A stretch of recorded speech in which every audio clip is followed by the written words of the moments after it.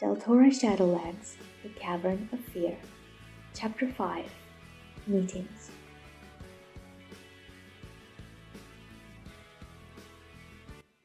In a beautiful, light-filled room in the marble city of Tora, Lief took the hand of the gentle young woman, whose great dark eyes were fixed on his own.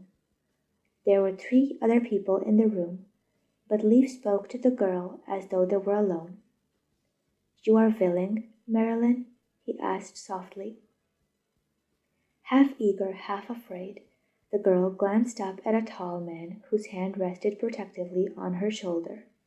She looked so like him that he could only be her father. The man hesitated. "Tauren magic will not protect Marilen so far away in Del," he said, at last. "She is my only child, and very precious to me." Doom, who had been standing behind Lief, stepped forward. "Marilen is precious to the whole of Deltora now," he said firmly. "She will be well guarded."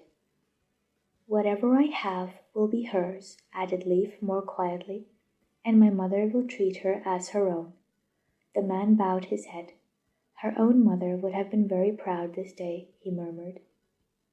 Marilen turned back to Lief. "I am willing," she said.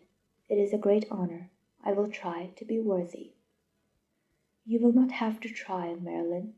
A gray-haired woman moved to the girl's side. It was Zien, the Tauren leader who had nearly lost her life in the final conflict with the Shadow Lord in Del. Her scarlet robe shone like a jewel in the sunlight, reflecting from the white walls of the room. "This day will do much to undo the evils of the past," she said. She gestured at the scrolls of parchment scattered on a nearby table. "It is not the way of Taurens to keep old writings. We left that to the librarians of Del. A mistake, perhaps. But we will study these carefully now." "Indeed," agreed Marilen's father fervently. "Thank you," said Lief. "And there is something more that perhaps we should leave Marilen to prepare for her journey," Doom interrupted smoothly. Zien smiled. Bowing to Marilen and her father, she led the way out of the house and into a vine-hung courtyard where a sparkling fountain played. "And so, Lief," she asked when she had settled herself by the fountain's edge, "what did you want to ask me that even Marilen must not know?" Lief leaned forward. "The prisoners in the Shadowlands, Zien. Is there a chance, any at all, that Tauren magic could help us set them free?" Zien's brow creased as she shook her head. "I am sorry. Our power within Tora is great, but outside our boundaries it is very limited. It could not aid you in our quest to the Shadowlands." She sighed as Lief's face fell. "I fear you must accept that there is nothing that would do so, Lief. According to legend, the only thing the Shadow Lord ever feared in his own domain was the music of the Pyran pipe."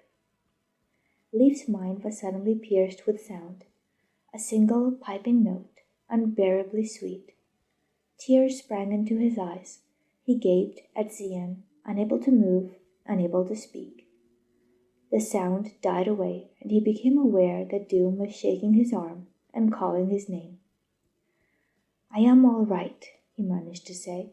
He blinked at Zien. "This Pyran pipe.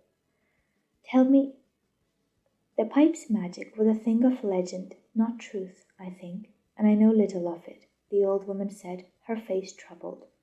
"Still, tell me, please," begged Lief. Zien glanced at Doom, then nodded uncertainly. "The Pyran pipe is, or was, a flute or pipe of great magic and power.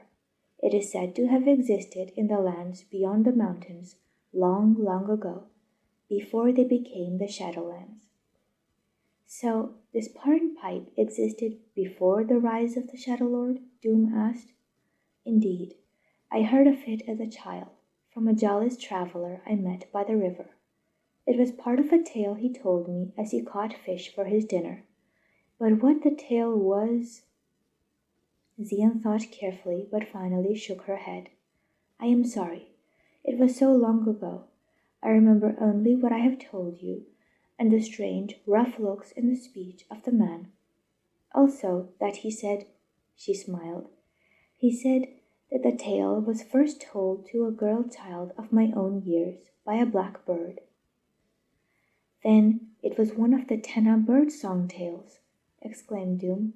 "Ancient Jalis folk stories. I have heard Glock speak of them." "I would not have thought Glock a very reliable source of information," Zian said dryly. "But if these bird song stories are of the Jalis, you can soon find out about the Pyran pipe. The folk tales of all the 7 tribes are in the first volume of the Deltora Annals." Auden insisted that she broke off as Lief groaned with frustration. "What is wrong?" she asked. "All the volumes of the Deltora Annals were burnt in the time of King Alton, my grandfather," said Lief flatly. "Burnt?" Zian's face, usually so calm, filled with startled horror. "But the Annals contain Deltora's oldest history. It was the only record." "Indeed," said Lief, "but it was burnt nonetheless on the orders of King Alton's chief adviser, Prandine." His face twisted as he spoke the hated name. The palace librarian who was forced to carry out the order was a man called Joseph. He threw himself on the flames rather than live with the knowledge of what he had done. "Terrible," Zian breathed. "Why burn the annals?" "Because a land which doesn't remember its history can never learn the lessons of its past," said Doom soberly. "I fancy those old books contain things the Shadow Lord wanted forgotten. Among them, perhaps, the Tenna bird song tales, and one in particular." Lief looked up quickly. "The tale of the Pyran pipe? Why not?" "There are those who claim that many of the old folk tales are based on truth," said Doom. His lean, sun-browned face was taut with excitement. "You cannot surely have it in your mind to try to find the Pyran pipe?" Zian shook her head in disbelief. "Why, that is madness. If the pipe ever existed at all, it surely exists no longer. Its country has become the Shadowlands, and whatever the Shadow Lord feared, it did not defeat him." "We do not yet know the whole story," said Lief. "There may have been a reason." "Indeed," Doom broke in, "we must return to Del with all speed as soon as Marilen can be ready. We must speak to Glock. He may not be the most reliable storyteller we could find, but he's the only Jalis alive in Deltora. The only one who might be able to tell us what we know." Far away, at the forge in Del, morning shadows still lay across the cottage and the overgrown herb garden. Jasmine felt her tight muscles beginning to relax as the peace of the place enfolded her. When he first became king, Lief had declared that he would not live in the palace, but would go back to the forge, where he had spent his childhood. But the move had been delayed and delayed again, and now Lief was to take a Tauren bride, so of course it would never happen. Jasmine had seen the marble, fountains, and fine things of Torah. She could not imagine a lady from that place living in a humble dwelling. So the move to the forge had all been a dream and a lie, as her faith in Lief had been. She stared sightlessly at the peeling paint of the cottage door. Because Lief was determined not to invade the Shadowlands, he had decided she must never know about her sister.